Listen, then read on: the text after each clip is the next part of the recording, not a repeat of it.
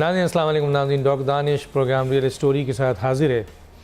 नाज़रीन जनूबी एशिया के लिए यूनाइटेड स्टेट ऑफ अमेरिका के जो मौजूदा सदर हैं ट्रम्प साहब की जो नई पॉलिसी है जनूबी एशिया के लिए, वो मंजर आम पे आ गई और उन्होंने उस मुल्क को जिसने अरबों और खरबों रुपए ख़र्च किए और दहशतगर्दी की इस जंग में फ्रंट लाइन था और 70,000 से ज़्यादा सिविलियन और फ़ौजी जो हैं जाने जिन्होंने जाँ बहक की इस दहशतगर्दी की जंग के एवज़, उसे कहा गया कि मज़ीद उस पर इल्ज़ाम लगाया गया कि वो दहशतगर्दों को पनाह देता है और उसे धमकियां दी जा रही हैं एक तरफ। दूसरी तरफ आज पाकिस्तान के आर्मी चीफ़ ने दो टोक अल्फाज में अमेरिकन सफ़ीर से मुलाकात के दौरान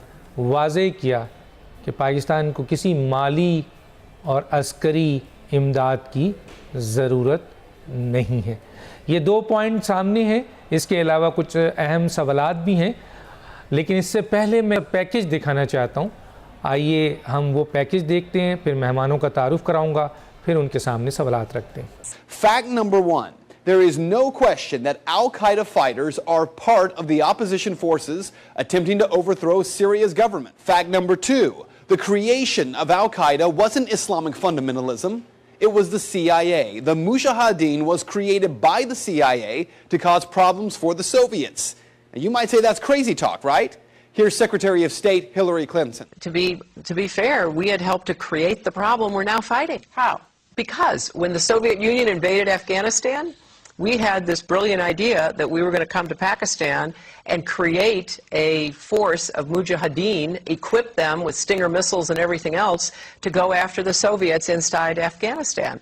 And we were successful. The Soviets left Afghanistan, and then we said, great, goodbye, leaving these trained people who were fanatical in Afghanistan and Pakistan, leaving them well armed, creating a mess, frankly, that at the time we didn't really recognize. We were just so happy to see the Soviet Union fall, and we thought, okay, fine, we're okay now. Everything's going to be so much better. Now you look back, the people we're fighting today, we were supporting in the fight against the Soviets.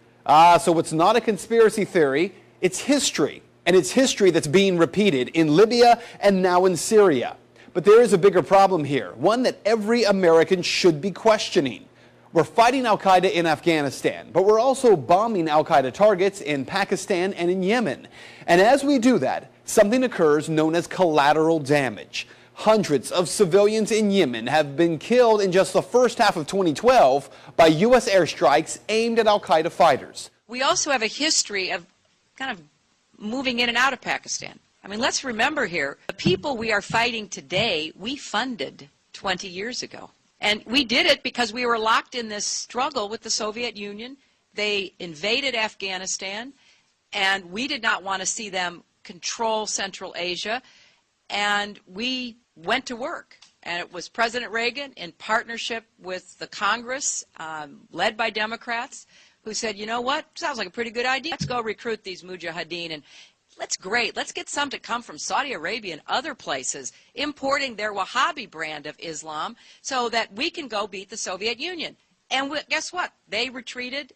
They lost billions of dollars, and it led to the collapse of the Soviet Union. So there's a very strong argument, which is, wasn't a bad investment to end the Soviet Union, but let's be careful what we sow because we will harvest. And we now are making up for a lot of lost time. So what you need to know tonight is heavy. Our government is bombing sites around the world in an ongoing war with Al-Qaeda. In Iraq, where Al-Qaeda had no presence before the U.S. war, Al-Qaeda is now thriving. The same Al-Qaeda, yes, created by the U.S. government in order to harm the Soviets. And today, at least 13,000 civilians in Afghanistan are dead as a result of that war with Al-Qaeda. So with all respect to Ms. Fitzgerald from the Irish Times, this is not propaganda. Rather, it is the question that every American should be demanding answers on from Congress and from this president. Why are we giving Al-Qaeda fighters money and weapons to overthrow yet another government in the Middle East? Today, our government claims they're freeing the people of Syria.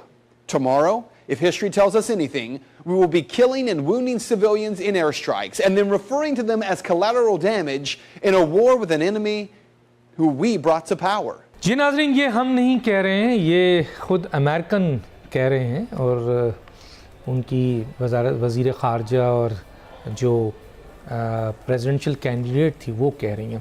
میرے پاس آج جو guest ہیں ان کا تعارف کراتے ہیں. شمشاد احمد صاحب، سابق سیکرٹری خارجہ، بہت بڑا نام. آپ کا بہت شکریہ سر، آپ نے جوائن کیا. میرے ساتھ ہیں جناب جنرل غلام مصطفیٰ صاحب، دفاعی تجزیہ کار، آپ کا بہت شکریہ. میرے ساتھ ہیں بریگیڈیئر امجد ملک صاحب، کرائم ایکسپرٹ، دفاعی تجزیہ کار، آپ کا بھی بہت شکریہ سر. سب سے پہلے آؤں گا شمشاد احمد صاحب کے پاس. شمشاد احمد صاحب، پالیسی آ گئی ہے، آپ نے دیکھا ہے امریکن ٹرمپ نے جس طریقے سے جو پالیسی دی ہے وہ آپ کے سامنے ہے. میں اس میں صرف ان کی پالیسی کا ایک دو پوائنٹ آپ کے سامنے بھی رکھ دیتا ہوں، اور وہ یہ ہے کہ وہ کہہ رہے ہیں کہ جنوبی ایشیا کے لیے سفارتی، سیاسی و فوجی حکمت عملی یکجا کر کے اقدام کریں گے، اور اس کے علاوہ الزامات بھی ہیں اور دھمکیاں بھی ہیں. کیا کہیں گے سر؟ جی ڈاکٹر صاحب، یہ درست ہے کہ یہ نئی پالیسی آئی ہے، مگر اس میں نئی بات کوئی نہیں ہے. میں نے اس کو کمپیئر کیا ہے ورڈ بائی ورڈ جو اوباما کی ایف پیک پالیسی تھی 2009 میں. کوئی فرق نہیں، صرف کہیں کہیں ووکیبلری کا کچھ تھوڑا سا فرق ہے، ورنہ جو نوٹس ہے ہمارے لیے بنیادی طور پر وہ ڈو مور، وہ ان کی پالیسی میں بھی تھا، جانے والی انتظامیہ کی پالیسی میں بھی تھا، اور ٹرمپ کی اس پالیسی میں بھی ہے.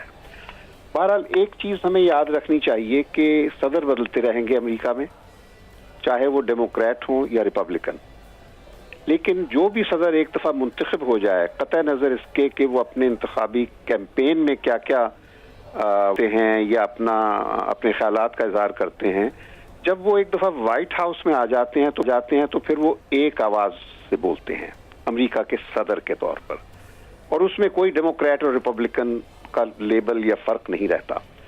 اور وہ جو خیالات پھر وائٹ ہاؤس میں آ کر بنتے ہیں وہ وہاں کی اسٹیبلشمنٹ بناتی ہے، وہاں کی پینٹاگون اور CIA. تو یہ 10 مہینے لگے ہیں ٹرمپ کو آج تک کا سفر طے کرنے میں، اور پہلے شروع میں وہ صدارتی نہیں نظر آ رہے تھے، اب ان کو پریزیڈنشل بنا دیا گیا ہے. اور اس سفر میں ان سے بہت سی باتیں ایسی کروائی گئی ہیں جو جب وہ الیکشن میں امیدوار تھے اس وقت وہ اس کے بالکل برعکس باتیں کرتے تھے. افغانستان میں جنگ ختم کرنے کا انہوں نے عندیہ دیا تھا، سیریا سے ہر چیز ختم کرنے کا تھا، تو بالکل اس کے الٹ باتیں ان سے کروائی گئی ہیں، جن میں ٹوماہاک میزائل اٹیکس سیریا میں، پھر کچھ یوکرین میں اسی قسم کی انوالومنٹ ہوئی ہے، ساؤتھی میں کچھ فوجی ایلیمنٹس انٹروڈیوس ہوئے ہیں بحری، اور ہمارے خطے میں جو کہ سرد جنگ کے زمانے میں بھی بڑا ایک فرنٹ تھا، اور یہاں بھی ایکٹیویٹ کرنے کے لیے افغانستان میں، بجائے اس کے کہ جنگ ختم کرے جو کہ ٹرمپ کا وعدہ تھا، تو اب یہاں ری ایکٹیویٹ کی جا رہی ہے جنگ. چلیے، امریکہ نے یہ افغانستان کی جنگ جیتی تو کبھی بھی نہیں تھی، اور اب بھی یہ ہے کہ جنگ جاری بھی رکھیں گے تو ان کو وکٹری، جو کہ اس نئی اسٹریٹجی کا آبجیکٹو نمبر 1 ہے، تو وہ ان کو وکٹری کبھی ملے گی نہیں افغانستان میں. کیونکہ اگر افغانستان کی ہسٹری کا ذرا بھی ادراک ہو کسی کو، تو ایک فورن ٹروپ بھی موجود جب تک رہے گا وہاں افغانستان میں، تو یہ وہاں پہ ریزسٹنس چلتی رہے گی. افغانز بہت غیور قوم ہیں، تو وہ بیرونی پریزنس کو کبھی ایکسیپٹ نہیں کریں گے. تو یہ اس سارے تناظر میں جو میں بات کہنا چاہتا ہوں پاکستان کے حوالے سے، کہ ہم نے بہت امریکہ کے ساتھ اپنی برداشت استعمال کر لی. ایک سٹیج آتی ہے جس وقت ہمیں ہر چیز ختم کرنی پڑتی ہے، اور اپنی ڈگنیٹی کی خاطر، اپنی آزادی کی خاطر، اور اپنی سلامتی اور سالمیت کے تحفظ کی خاطر. اور میں سمجھتا ہوں ہم سب یہ چیزیں کر سکتے ہیں بشرطے کہ ہم اندر سے ایک قوم بن جائیں. ہمارا دشمن، میں سمجھتا ہوں، دروازے پر دستک نہیں دے رہا. اب جو اصل جو دشمن ہے وہ ہمارے گھر کے اندر بیٹھا ہوا ہے. اور آج میں امریکہ کو نہیں خطرہ سمجھتا، انڈیا کو میں اپنا چیلنج نہیں سمجھتا. میرے لیے جو سب سے بڑا چیلنج ہے وہ وہ دشمن ہے جو ہمارے اپنے گھر کے اندر بیٹھا ہے ایک سوچ کی شکل میں, ایک مائنڈ سیٹ کی شکل میں. وہ مائنڈ سیٹ جو آپ کو منتخب ایوانوں میں بھی نظر آتا ہے, سنائی دیتا ہے, چادریں لپیٹ کر یا داڑیاں لگے ہوئے اشخاص کی شکل میں, یا وہ میڈیا میں بھی نظر آتا ہے, اخباروں میں بھی نظر آتا ہے, میڈیا کی لیکس میں بھی نظر آتا ہے. تو یہ مائنڈ سیٹ ہے بنیادی طور پر ڈاکٹر صاحب, اس کو میں انگریزی میں 3 الفاظ میں ڈسکرائب کیا کرتا ہوں: ٹریچری, سیڈیشن اور ہیریسی. اس سے جو بھی آپ مطلب ڈرا کر لیجئے, جب تک ہم یہ اندر سے اس سوچ کا خاتمہ نہیں کریں گے اس وقت تک آپ اپنی بیرونی چیلنجز کا سامنا نہیں کر سکیں گے اچھی طریقے سے. تو ہمیں اس سوچ سے چھٹکارا حاصل کرنا ہے.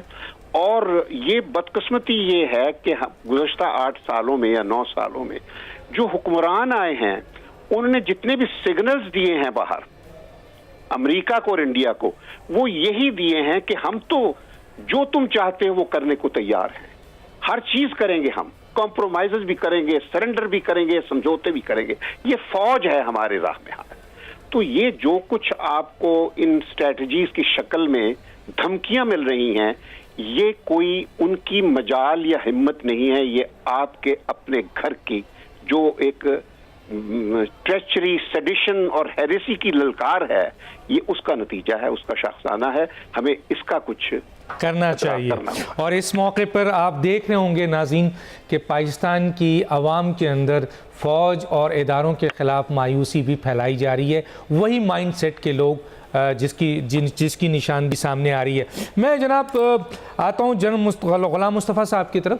جنرل غلام مصطفیٰ صاحب, میرا آپ سے سوال یہ ہے کہ ایک طرف تو آپ نے دیکھا کہ جی انہوں نے پالیسی دی ہے, بڑے سخت بیانات دیے ہیں, شمشاد احمد صاحب کا اپنا اسٹیٹمنٹ سامنے ہے. دوسری طرف پاکستان نے بھی, آرمی چیف نے جو اسٹیٹمنٹ دی ہے آج, وہ بڑی قابل قبول ہے, اور میں سمجھتا ہوں پاکستانی قوم کا سر انہوں نے بلند کیا ہے یہ کہہ کر امریکہ کو کہ ہمیں آپ سے عسکری اور مالی امداد نہیں چاہیے. تو اس کانٹیکسٹ کو آپ کیسے دیکھتے ہیں؟ ایک طرف دھمکی ہے, ایک طرف الزامات ہے, اور آرمی چیف کا یہ بیان ہے, کیا کہتے ہیں جنرل صاحب؟ دیکھو, مجھے جنرل ضیاء الحق شہید کا وہ بیان یاد آتا ہے کہ جب جمی کارٹر نے افغانستان میں روسیوں کے, سوویت یونین کے خلاف جنگ کے لیے پاکستان کو $20 ملین کی امداد دی تھی, تو جنرل ضیاء نے کہا تھا کہ وی ڈونٹ وانٹ پینٹس, اور امریکہ پورا سیخ پا تھا اس بات پر. اور آج جب جنرل باجوہ نے یہ بات کی کہ ہمیں امداد نہیں چاہیے, آپ صرف یہ غور کیجئے کہ پاکستان کر کیا رہا ہے. آپ صرف ہمارے ساتھ دیجئے, ہم انشاءاللہ دنیا ساری کی دہشت گردی کی جنگ یہاں سے پاکستان لڑ رہا ہے اور اس میں کامیابی بھی حاصل کر رہا ہے. یہ پاکستان کے لیے ایک بہت بڑا موقع بھی ہے, اور میں سمجھتا ہوں ہمارے لیے بہت بڑا فخر کا مقام بھی ہے کہ پاکستان تمام تر مخالفت کے باوجود, جن کو گلیوں میں, محلوں میں, چینلوں پر, اخباروں کی سطروں میں کبھی زیر لب, کبھی ٹنگ ان دا چیک, جس طریقے سے ہو سکتا تھا نشانہ بنایا گیا ہے, لیکن فوکسڈ ہمارے chief army staff, focused Pakistan army اپنے مشن پر الحمدللہ گامزن بھی ہے اور کامیاب بھی ہے. ٹرمپ نے جو بات کی ہے اس کے 2-3 پہلو ڈاکٹر شمشاد صاحب نے بہت بہترین طریقے سے بات کی. میں ایک اور بات کرنا چاہوں گا اس میں. ایک تو انہوں نے یہ کہا ہے کہ ٹائم باؤنڈ نہیں رکھیں گے. پہلے کہا جاتا تھا کہ ہم آج نکل جائیں گے, کل نکل جائیں گے. اب انہوں نے کہا ہے کہ جب حالات ہم ڈیفائن کریں گے اس کے مطابق پھر ہم نکلیں گے. یعنی کہ امریکہ, جو میں شروع سے کہتا آیا ہوں, اس خطے سے جانے والا نہیں ہے. نہ وہ حالات ہوں گے نہ امریکہ جائے گا. امریکہ, دوسری بات جو بڑی اہم ہم سب کہتے آئے ہیں لیکن شاید ہمارے جو باب اختیار ہیں ان کے کان پر جوں تک نہیں رہی کی, کہ بھارت کو انہوں نے اپنا وائسرائے کے طور پر, ایک پراکسی کے طور پر افغانستان میں پروان چڑھانے کے لیے ساری کوششوں کو اس طرف انہوں نے فوکس کر دیا ہے. اور تیسری بات جو ابھی ہمیں غور کرنے کی طلب یہ ہے کہ امریکہ نے اپنے اندرونی اپنی فورسز کو مختلف طریقوں سے تیار کیا ہوا ہے کہ وہ دنیا کے مختلف علاقوں میں جو ان کی نیوکلیر کیپبلٹی ہے ان کو تباہ کرنے کے لیے, ان پہ قبضہ کرنے کے لیے فورسز تیار کی ہوئی ہیں. کل ٹرمپ صاحب نے ان کے دل کی یہ بات بھی نکل آئی, اور یہی وہ بات ہے جو مودی صاحب کہتے ہیں, یہی بات ہے جو اسرائیل کہتا ہے, یہی بات مودی صاحب نے کہہ دی, اور یہی بات وہ مائنڈ سیٹ جو پاکستان کے اندر سے ہے وہ یہ کہتا ہے کہ ہمیں ان چیزوں کی کیا ضرورت ہے, یعنی کہ ہمیں کشمیر سے بھی نکل جانا چاہیے, ہمیں بھارت کی تمام باتیں مان لینی چاہیے, اور ہمیں اپنا سر نگوں کر کے جو بھی چاہے جس طرف سے چاہے ہمیں دو لگا جائے ہمیں سن لینا چاہیے. تو مودی صاحب نے جو بات کی, جو اسرائیل نے بات کی, ٹرمپ صاحب نے جو بھی کہہ دیا کہ ہم ایکچولی یہ ٹارگٹ تو پاکستان کا نیوکلیر آرسنل ہے, نیوکلیر ویپنز ہیں, جس کے بارے میں انہوں نے مختلف طریقوں سے تیاریاں بھی کی ہوئی ہیں, لمحہ لمحہ وہ دھمکیاں دیتے بھی رہتے ہیں. الحمدللہ وہ بھی چونکہ ہمارے ایسے عناصر کے کنٹرول میں نہیں ہے جن سے ہمیں ڈر ہو, وہ بھی چونکہ الحمدللہ فوج پاکستان کے مختلف شعبوں میں مختلف طریقوں سے ان کا بھی پوری طرح نگہداشت ہے. تو یہ قوم کے لیے موقع ایک سوچنے کا بھی ہے کہ انہیں عناصر سے جان کیسے چھڑائی جائے جن کی نشاندہی ڈاکٹر شمشاد نے کی ہے, اور یہ موقع یہ بھی ہے کہ دنیا کو پتہ چل جائے, پاکستان کے عوام کو پتہ چل جائے کہ کون وہ لوگ ہیں جو پاکستان کے لیے, پاکستان کی خاطر اور صرف پاکستان کے مفادات کی جنگ لڑ رہے ہیں, اور کون وہ لوگ ہیں جو پاکستان کے مفادات کو ہر چیز پر قربان کرتے ہوئے صرف اپنی ذات کے لیے کھڑے ہیں اس وقت. بگڑ صاحب, یہ دھمکی بھی ہے اور جو ہم نے سنا ہے کہ مزید فوجی بھی وہ لا رہے ہیں, اور وہ فوجی کانٹریکٹ فوجی کے حوالے سے ایک سامنے چیز آئی ہے. تو یہ کانٹریکٹ فوجی کیا وہی بلیک واٹر زی جس کا ہم سنتے ہوئے آئے ہیں, کیا کہیں گے اس کے اوپر آپ سر؟ تھینک یو ڈاکٹر صاحب. یہ کنٹریکٹ فوجی کی جو کنسیپٹ دیا تھا ایرک پرنس نے دیا تھا ان کو, وہ میرے خیال میں ریجیکٹ کر دیا انہوں نے کنٹریکٹ فوجیوں والا. وہ اس کے لیے یہ چاہتے تھے کہ ایک واسرائے ہو اور اس کے نیچے ہو, لیکن اس کے اوپر کافی ڈیبیٹ ہوئی, اور اس ڈیبیٹ کے بعد that concept has been negated by this gentleman Trump. یہ تھوڑا سا آپ دیکھیں, ٹرمپ نے جو ہم سے بات کی ہے وہ یہ کیا کہ پاکستان ٹیررسٹ کو ہاربر کرتا ہے, ہم نے امریکہ کو ہاربر نہیں کیا ابھی تک, نمبر ایک. نمبر دو بات ہے, اس سے پہلے کہ ہم ٹرمپ کی اس سٹیٹمنٹ پہ جائیں یا دیکھیں کہ ہماری اسٹریٹجی کیا ہونی چاہیے ملٹری لیول پہ یا ہمیں گورنمنٹ لیول پہ یا فارن آفس اس کے اوپر کیسے رسپونڈ کرے گا جو انہوں نے کر دیا ہے, میں اس کا تھوڑا سا پھر ایک دفعہ پیچھے جائیں گے ہم. آپ دیکھیں کہ 1956 میں جب حالات ٹربولنس شدید ہوئی پاکستان میں, تو اس کے تقریباً سال ڈیڑھ سال بعد چینج آف گورنمنٹ ہوئی, ماشاء اللہ لگا بہرحال جو بھی ہوا, اور اس کے ٹھیک ایک ڈیڑھ سال بعد ان کو ضرورت پڑی کہ ہمیں بڑا بیر کے یہ جو پشاور میں ہے ایئر بیس, یہ ہمیں چاہیے ایز دیئر بیس. وہ بعد میں واپس بھی لیا گیا کچھ عرصے بعد, اور اس پہ اوپر کافی لیدے ہوئی. اس کے بعد یہ گورنمنٹ چلتی رہی.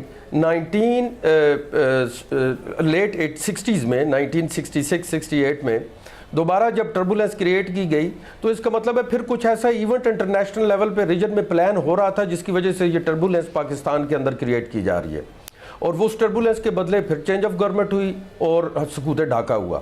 اس کے بعد چینج آف گورنمنٹ ہوئی, اور 5 سال چلنے کے بعد 75 میں ٹربولنس شروع ہوئی, 77 میں چینج آف گورنمنٹ ہوئی, اور اس کے ٹھیک 2 سال بعد رشیا نے افغانستان پہ حملہ کر دیا, اور 1981 میں امریکہ بھی اس جنگ کے اندر بنفس نفیس شامل ہو گیا, کیونکہ وہ جو 2 سال تھے وہ ضیاء صاحب کے انڈر ایک گوریلا وارفیئر وہ جاری رہی افغانستان کے اندر. That was just to measure the capabilities of Pakistan whether we can face this Russia or not. اور اس کے اوپر جب گوریلا وارفیئر کے ریزلٹس آنے شروع ہوئے تو یہ اپنا پیسہ اور باقی چیزیں لے کے آ گئے, اور انہوں نے یہ مجاہدین اور یہ چیزیں کریٹ کرنی شروع کر دیں. اچھا, اب جب 86 لیٹ 80s میں آئے, پھر ایک ایونٹ پلان ہوا, اور اس ایونٹ کے بدلے چینج آف گورنمنٹ ہوئی, کیونکہ اس کا مطلب ہے کہ کوئی اور بڑا ایونٹ اگلے ڈیکڈ میں دوبارہ یہ کوئی پلاننگ چل رہی تھی انٹرنیشنل لیول پہ اس ریجن کے اندر. اور وہ اس صورت میں ہمارے سامنے آیا کہ وہ جو شدید ٹربولنس کا شکار گورنمنٹ رہی ہے 10 سال, اور اسی طرح جتنی بھی جمہوری حکومتیں رہی ہیں, وہ ٹربولنسز کریٹ اس لیے کی جاتی تھیں کہ وہ ہمارے لیڈرز جو ان سے وہ آؤٹ آف دی باکس دیکھیں ہی نہ, اور اپنے معاملات میں اتنے الجھے رہیں جو نفسا نفسی میں کہ وہ نہ دیکھیں کہ انٹرنیشنل لیول پہ یا ریجنل لیول پہ کیا ہو رہا ہے. اور اس کا رزلٹ یہ نکلا کہ 99 میں چینج آف گورنمنٹ ہوتی ہے, اور 2001 میں 9/11 انسیڈنٹ ہو جاتا ہے. اب یہ بھی ایک سٹیٹمنٹ جون سی ہے, یہ آپ دیکھیں کہ اس دفعہ پھر جب ٹربولنس کریٹ بریگیڈیئر صاحب میں یہیں سے آپ کو کنٹینیو کروں گا. بریک ہے بہت امپورٹنٹ, اس بریک کو لے کے میں یہیں سے آپ کو دوبارہ آپ سے ہی کنٹینیو کروں گا. ناظرین ایک چھوٹا سا بریک لیتے ہیں, واپس آتے ہیں.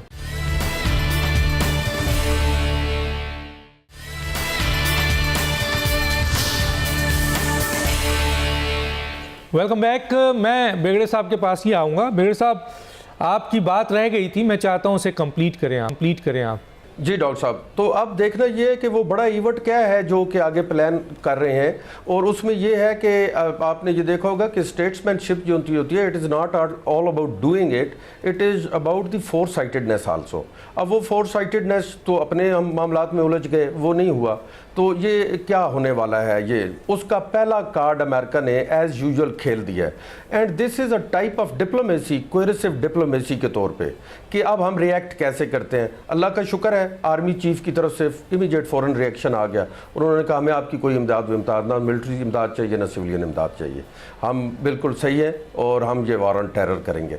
अब आ जाए कि मिलिट्री स्ट्रेटजी के नुक्ता नज़र से, जब ये फ़ौजें अमेरिका की अफ़गानिस्तान में आई थी तो ये किसी स्ट्रेटजी के तहत आई होंगी, और स्ट्रेटजी के 3 कॉन्स्टेंट्स को जब पेंटागन जैसा एस्टेब्लिशमेंट अपने दिमाग में नहीं रखेगी, नेसेसरली हिस्ट्री, कल्चर और उसकी ज्योग्राफी, तो मेरे ख्याल में इसको मैं फॉल्टर स्ट्रेटजी कहूँगा।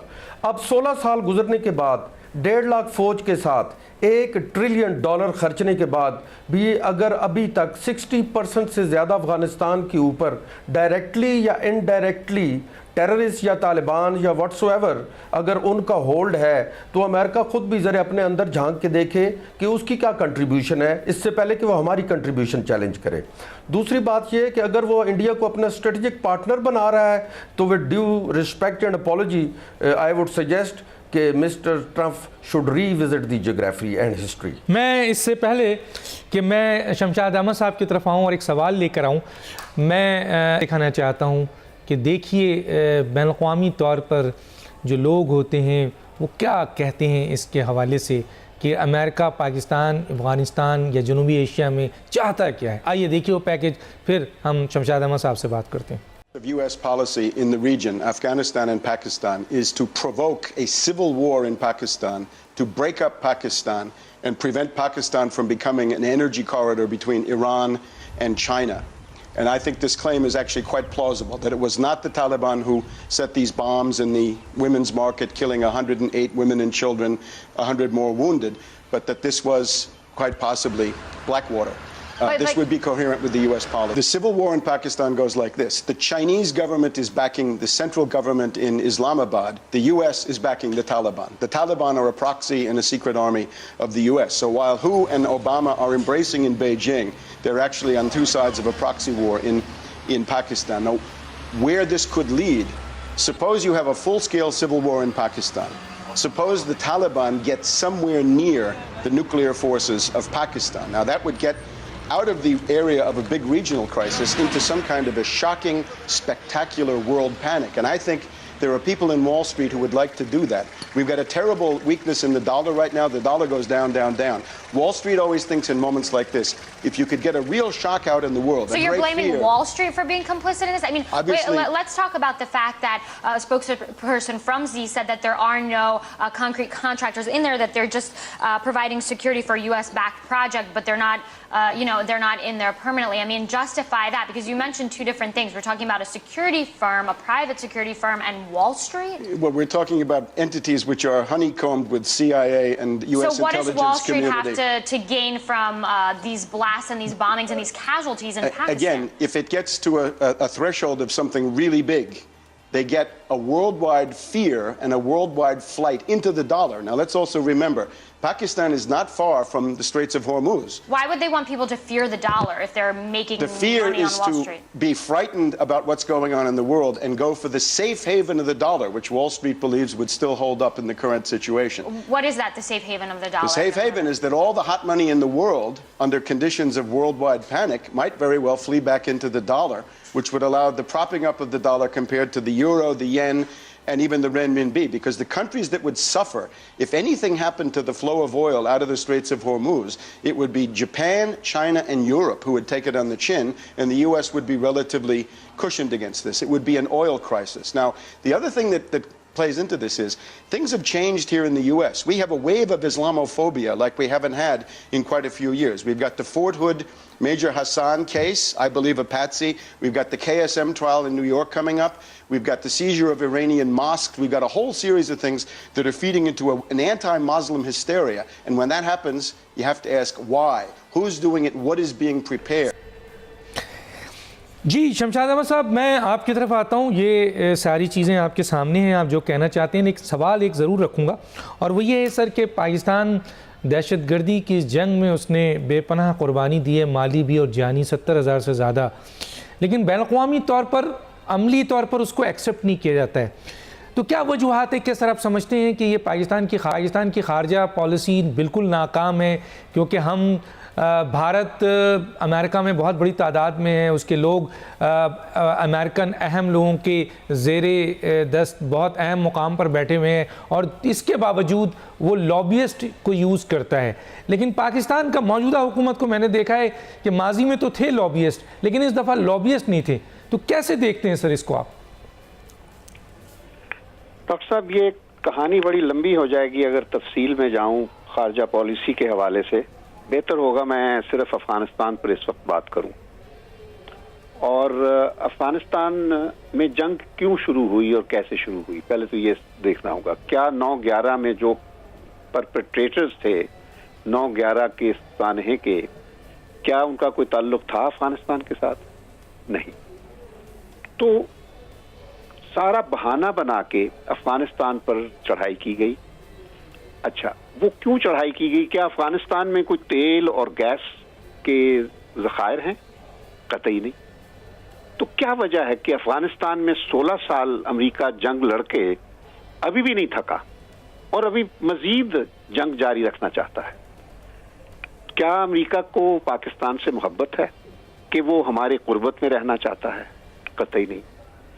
یہ جس طرح یہاں آپ کے پروگرام میں ابھی ذکر کیا گیا، امریکہ کو ہماری طرف سے جو بنیادی خدشہ ہے وہ ہمارے نیوکلیئر پروگرام سے ان کو تکلیف ہے، لیکن وہ اس کا کر کچھ نہیں سکیں گے. اچھا، اب میں آؤں گا کہ یہ افغانستان میں آخر یہ کیوں اتنی دلچسپی ہے. تو افغانستان کے رگڈ پہاڑوں میں تو کوئی چیز نہیں. اصل بات جو ہے وہ یہ ہے کہ یہ چین اور روس کا back yard, central Asia Afghanistan کے ساتھ ہے، اور افغانستان کی ایک اسٹریٹجک لوکیشن ہے جس سے ہمیں بھی اسٹریٹجک امپورٹنس حاصل ہو جاتی ہے. تو یہ امریکہ کے لیے از حد لازمی ہو گیا ہے اب، جب کہ سرد جنگ تو ختم ہو چکی، cold war ended many years ago, but cold warriors are still there in the driver's seat. جو سرد جنگ لڑنے والے ہیں وہ ابھی بھی ڈرائیور کی سیٹ پر ہیں، فیصلے وہی کر رہے ہیں. اچھا، انہوں نے ایک محاذ چائنا کے، اور یہ ساری اس وقت اسٹریٹجی ہے وہ چین کے گرد گھومتی ہے. ایک ساؤتھ چائنا سی پہ محاذ کھلا ہوا ہے اس وقت، وہاں بہت ہاٹ کلائمیٹ ہے، اور دوسرا محاذ یہ سینٹرل ایشیا افغانستان ہے. تو یہاں بیٹھ کر امریکہ کا جو مین مقصد ہے وہ چین کو گھیرے میں رکھنا ہے، اور اس میں انڈیا کو انڈکٹ کیا گیا ہے. تو انڈیا کو ایک تو خیر اکنامک پارٹنر ہے، یہ اٹریکشن ہے امریکہ کو، انڈیا سے بہت ان کو اکنامک فائدے ہو جائیں گے، لیکن اس سے زیادہ وہ انڈیا کو استعمال کرنا چاہتے ہیں چین کے خلاف. تو یہ ہے سیناریو جس کو آپ گریٹ گیم کا نام دیتے ہیں. تو ہمیں اب ہمارا چیلنج ڈاکٹر صاحب یہ ہے کہ اس گریٹ گیم میں ہم نے اپنے جو بنیادی اصلی مفادات ہیں ان کو کس طریقے سے پروٹیکٹ کرنا ہے.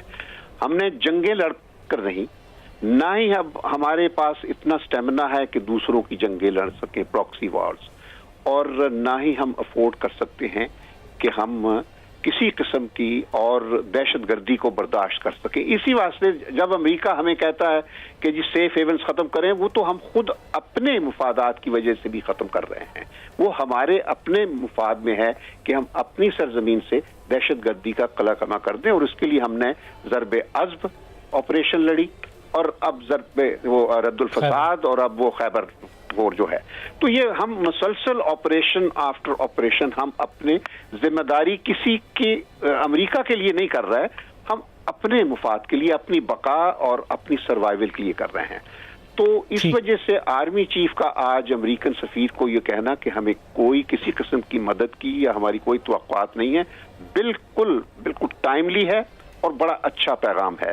بدقسمتی یہ ہے کہ اچھے پیغام ہماری سول جو لیڈرشپس ہیں اب تک گزشتہ 9 سالوں میں کبھی بھی ان کی طرف سے نہیں گیا، نہ امریکہ کو نہ انڈیا کو۔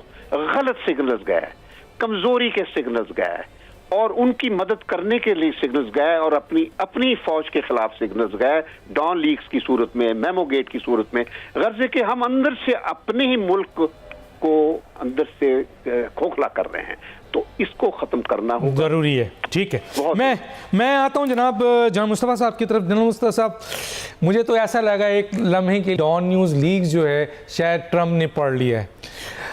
اس کے اوپر جو کمنٹ دینا چاہیں آپ کمنٹ دیں۔ دوسری طرف سر یہ ایک بہت اہم بات ہے کہ جو میں چاہتا ہوں اس کو آپ بھی ہمیں بتا سکیں، ایک یہ کہ جی چین جو ہے اس کا ایک بڑا فوری ری ایکشن سامنے آیا ہے، اور اس وقت امریکہ جس طرح بھارت کی چوتراہٹ چاہ رہے ہیں، تو آپ سمجھتے ہیں کہ پاکستان، رشیا اور چین اس چیز کو زیادہ بہتر طور پر پاکستان کے لیے بہتر ہوگا کہ وہ چائنا اور رشیا کو اس سلسلے میں جس طریقے سے چین نے ریئیکٹ کیا ہے اس کو لے کے آگے چلے؟ سر دیکھیے، پاکستان کی پالیسی گزشتہ کچھ سالوں سے بڑی واضح ہے، بدقسمتی سے ہماری حکومت نہیں واضح کر سکی، بلکہ میں کہوں گا کہ عوام نے اور فوج پاکستان نے کم از کم وضاحت سے یہ بات کی ہے، اور کئی دفعہ ایسی بات ہوئی ہے جو بٹوین دا لائنز آپ کو پڑھنی پڑی ہے، لیکن بڑا واضح یہ ہے کہ دنیا نے تو اس چیز کو تسلیم نہیں کیا، لیکن چائنا، رشیا، کسی حد تک ایران اور پاکستان اس بات کو سمجھ چکے ہیں کہ اس خطے میں امن پوری دنیا کے لیے تو اہم ہے ہی، لیکن اس خطے کی ڈیولپمنٹ کے لیے کرٹیکل ہے یہ، اور یہ اسی وقت تک ممکن نہیں ہے جب تک، جس طرح بھی ڈاکٹر شمشاد بات کر رہے تھے، افغانستان سیٹل نہیں ہوتا۔ اب دیکھیے، پہلے اس سلسلے میں روس نے طالبان سے تعلقات پہ استوار کیے، پھر ان کی بات چیت ہوئی، پھر ان کی مدد بھی کی انہوں نے، اور چین بھی آہستہ آہستہ اس میں لگا رہا۔ پہلے روس نے میزبانی کی کوشش کی ان لوگوں کو بات کروانے کی، اب چین نے یہ لیڈ رول لے لیا ہوا ہے، اور گزشتہ کافی دنوں سے، کافی مہینوں سے چین اس بات پہ لگا ہوا ہے کہ طالبان کے جو مختلف فیکشنز ہیں، اور ایران کو ساتھ ملا کر، روس کے ساتھ جو زیر اثر لوگ ہیں ان کو ساتھ ملا کر، اور افغانستان کے اندر سے، چونکہ چین نے کافی انویسٹمنٹ کر دی افغانستان میں، اس لیے افغان حکومت بھی ان کی بات سننے پر مجبور ہے، ان کو ساتھ ملا کر ایک ایسی پالیسی استوار ہو جو افغانستان میں امن بھی قائم کرے، اور جو غیر ملکی تسلط ہے افغانستان سے، خاص طور پہ امریکہ کا اور بھارت کا، اس کو بھی کم سے کم کیا جا سکے۔ تو پاکستان تو اس سلسلے میں پوری طریقے سے انوالو بھی ہے، اور یہ جو یوریشین تھاٹ پروسیس ہے جس کو میں سمجھتا ہوں، وہ اس وقت کافی حد تک روب عمل بھی ہے، اور اس حد تک کامیاب ہے کہ کل جو ٹرمپ صاحب کی جو پالیسی آئی تھی، اس کو ایک طریقے سے آپ کرائی فار ہیلپ بھی کہہ لیجئے، کیونکہ وہ اب حالات ان کے ہاتھ سے نکل سکتے ہیں اگر وہ جلدی کوئی کام نہ کیا انہوں نے۔ تو اس صورتحال میں پاکستان کا چین کے ساتھ، روس کے ساتھ، اور میں یہاں بار بار یہ میں کہہ چکا ہوں، پھر میں کہنا چاہوں گا کہ ایران کے ساتھ، ایران کو بھی اس گیم میں شامل کرنا پڑے گا، کیونکہ ایران بھی سٹیک ہولڈر ہے افغانستان میں، اس نے پہلے بھی اور اب بھی ایران اس سلسلے میں مددگار ثابت ہو سکتا ہے، اور ایران کے چین کے ساتھ جو 150 بلین ڈالر سے زیادہ کے تجارتی معاہدے ہیں، وہ بھی اسی صورت پروان چڑھیں گے جب وہ ایران پاکستان کے ساتھ، سی پی کے ساتھ لنک ہو جائے گا۔ تو پھر یہ جو ہم یوریشین اور اس علاقے کی جو ڈیولپمنٹ کی اور کنیکٹیوٹی کی بات کر رہے ہیں، جو چائنیز پریزیڈنٹ نے اوبور کی کانفرنس کے اوپر کہی تھی، وہ ہم خواب کو پائے تکمیل تک پہنچتے ہوئے دیکھیں گے۔ یہ تو اس حد تک تو میں سمجھتا ہوں کہ بالکل صحیح ہے۔ جہاں تک تعلق یہ ہے کہ کیا ہم لوگ، ہمارے اندر سے جو دشمن ہیں، وہ یہ کامیاب ہونے دیں گے؟ بدقسمتی یہ ہے کہ جو لوگ سی پیک کا کریڈٹ لینا چاہتے ہیں، انہی لوگوں کے ذہنوں میں، ان کے ارد گرد جو لوگ بیٹھے ہوئے ہیں ان کے ذہنوں میں، وہ جو انتشار ہے، یہ جو خلفشار ہے، یہ جو کنٹرڈکشن ہے، وہ یہ ہے کہ ہم رہیں تب سی پیک بھی ہے، ہم رہیں تب پاکستان بھی ہے۔ اللہ نہ کرے ایسی بات ہو، لیکن بدقسمتی سے جو امپریشن ڈان لیکس کی صورت میں واضح ہوا اور جس کے بارے میں گزشتہ دنوں اگر آپ کو یاد ہو تو جو رشید صاحب نے بات کی, پھر نثار صاحب نے بات کی, لیکن کسی کی اتنی ہمت نہیں ہوئی, دونوں حکومتوں میں رہے بھی ہیں, اس وقت بھی باثر ہیں, کہ ڈان لیکس کی رپورٹ کو پبلک کر دیا جائے, کیونکہ یہی وہ سٹوری ہے جو پاکستان کو نقصان پہنچانے کے لیے گھڑی گئی تھی. جی, اور وہ تو چاہتا ہوں پبلک کیا جائے اور وہی الفاظ, وہی جملہ ٹرمپ نے بھی بولا ہے. میں ایک بریک پہ جاؤں گا ناظرین, بریک کے بعد آپ صاحب سے بھی بات کرتے ہیں, خاص طور پہ جو پاکستان کا ایٹمی کنٹرول سسٹم ہے فل پروف ہے اور امریکن بھی اس کو مانتے ہیں, لیکن اس کے باوجود ٹرمپ کے اس پالیسی کے بعد جو وزیر خارجہ نے ان کے اسٹیٹمنٹ دیا ہے اس کے لحاظ سے بھی, اور سی پیک اور گوادر کے حوالے سے بھی بات کریں گے کہ کیا یہ بھی فیکٹرز ہیں امریکہ کے لیے اور بھارت کے لیے. ایک چھوٹا سا بریک پہ واپس آتے ہیں.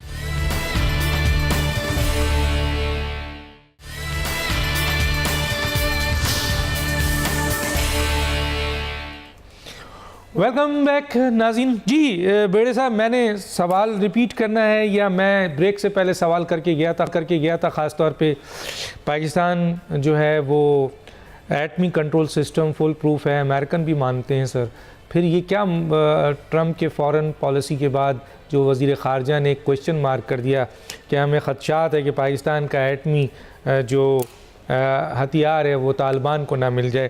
دوسری طرف ہم ادھر سی پیک اور گوادر بھی فیکٹرز ہیں جو یہ امریکہ جو ریئیکٹ کر رہا ہے, یہ سارا کچھ کنٹرول کا سسٹم ہے ہمارے اٹامک کا, وہ تو بات کرنا اس پہ میں اس لیے مناسب نہیں سمجھا کہ اب تو پوری دنیا کو یہ واضح ہو چکا ہے, اور کئی ملک جو ان سے ہیں وہ نہ صرف انہوں نے تعریف کی ہے بلکہ انہوں نے خود کہا کہ ہمیں بھی اٹامک کا جو کمانڈ اینڈ کنٹرول سسٹم آپ کا فارمولیٹڈ ہے وہ چاہیے.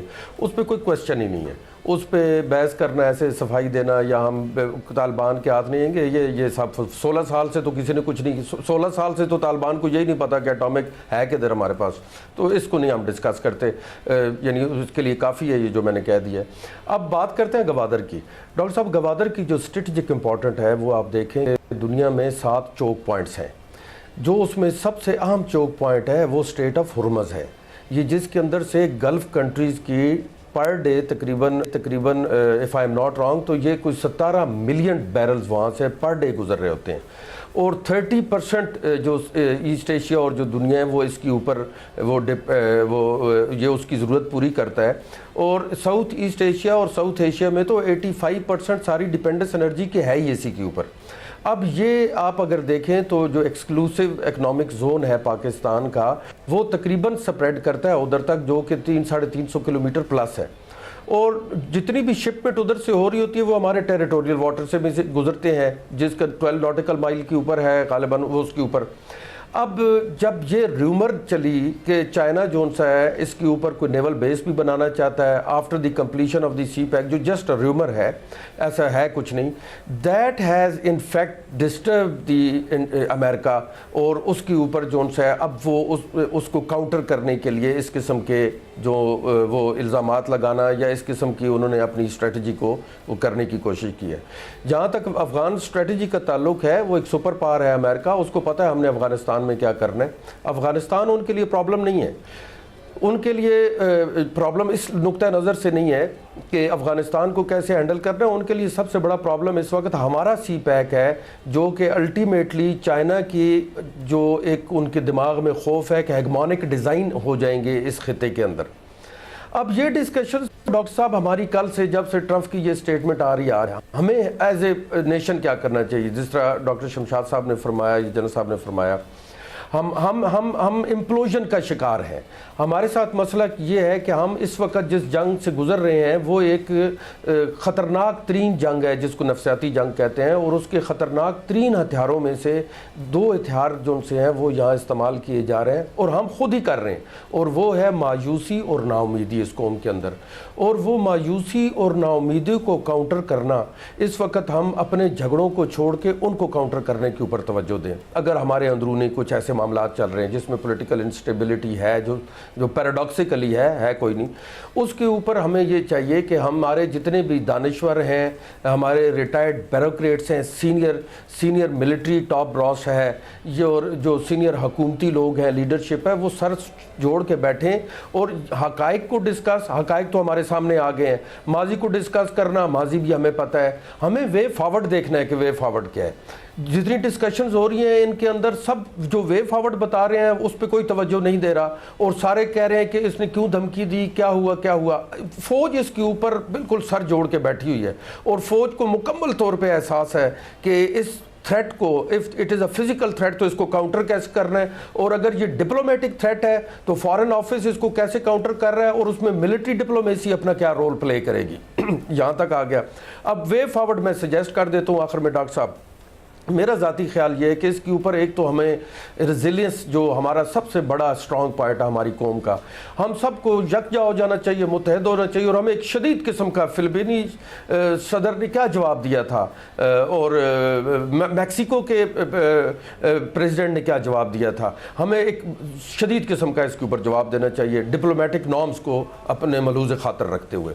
اس کے علاوہ ہمیں یہ پروٹیسٹ جو ہے وہ رجسٹر کرانا چاہیے انٹرنیشنل لیول پہ, لوگ باہر نکلیں اور ان کی اسٹیٹمنٹ کو, ہم سوورن سٹیٹ ہے ڈاکٹر صاحب, ہم ایک اٹامک سٹیٹ ہیں, ہم کمزور لوگ نہیں ہیں, ہم طالبان اور یہ دیکھیں ہم جو انسرجنسی فیس کر رہے ہیں, یہ انسرجنسیز کی بہت ساری قسموں میں سے بدترین قسم ہے, یہ آئیڈیالوجیکل بیس انسرجنسی ہے. الحمدللہ ہم نے اس کو سپریس کر لیا ہے اور ہم اس کو انشاءاللہ ختم بھی کریں گے.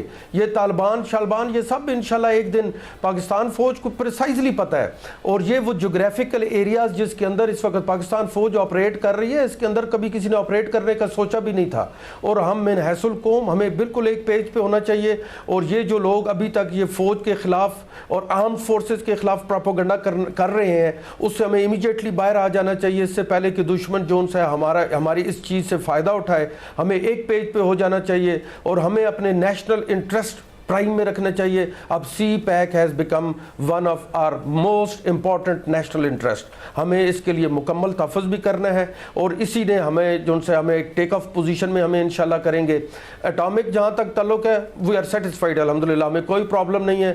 کمال کا اور بہترین کا کمانڈ اینڈ کنٹرول سسٹم موجود ہے. ٹھیک ہے, میں اس وقت ایک بریک پہ جاؤں گا. ناظرین ایک چھوٹا سا بریک لیتے ہیں, واپس آتے ہیں.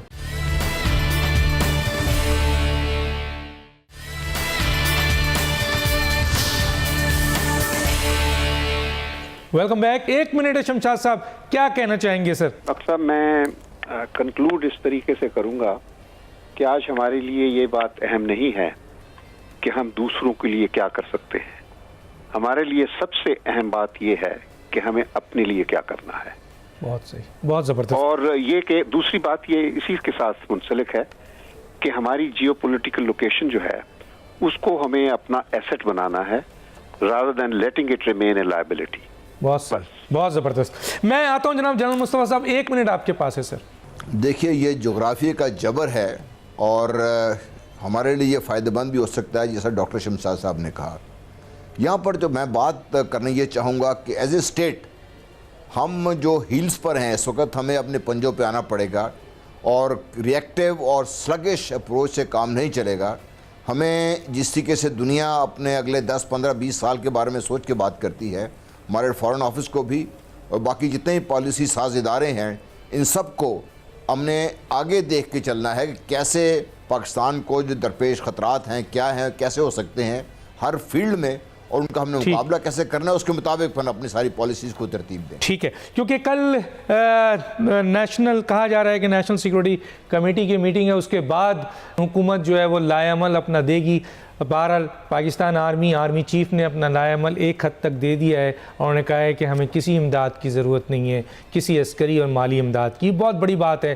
اس کا مطلب ہے انہوں نے صاف طور پہ کہہ دیا ہے نو مور, اور ہم ایک خود مختار ملک ہیں, آزاد ملک ہیں, ہم اپنا فیصلہ اپنا کریں گے اپنی نیشن کے لحاظ سے, اپنے ملک کے انٹرسٹ کے لحاظ سے. بڑی بات کی آرمی چیف نے, اور امید رکھتے ہیں کہ حکومت پاکستان جو سویلین حکومت ہے, شاہد خاقان عباسی بھی کل اسی قسم کا بیان دیں گے, اور جو لوگ بھارت اور امریکہ کے ایجنڈے کو پاکستان کے اندر جو ان کے ایجنٹس ہیں، چاہے وہ حکمران ہوں، چاہے وہ پارلیمنٹ میں ہو، چاہے میڈیا میں ہو، چاہے کوئی بھی ہو، جو مایوسی پھیلا رہے ہیں پاکستان کی عدالت کے خلاف اور پاکستان کی فوج کے خلاف، یقیناً پوری قوم ان کو ریجیکٹ کر رہی ہے، مزید ریجیکٹ کرے گی، اور ان کا مستقبل جو ہے وہ صرف ذلت و رسوائی ہے اور کچھ نہیں ہے. اس سے پاکستان کو یقیناً کبھی نقصان نہیں پہنچے گا. انشاءاللہ پاکستان قائم و دائم رہے گا اور ہمیشہ قائم و دائم رہے گا، اور پاکستانی قوم، ادارے اور افواج ایک پلیٹ فارم پہ ہیں. وقت ختم ہو جاتا ہے. تینوں مہمانوں کا بہت شکریہ. ڈاکٹر دانش کو یاد دیجیے. اللہ حافظ.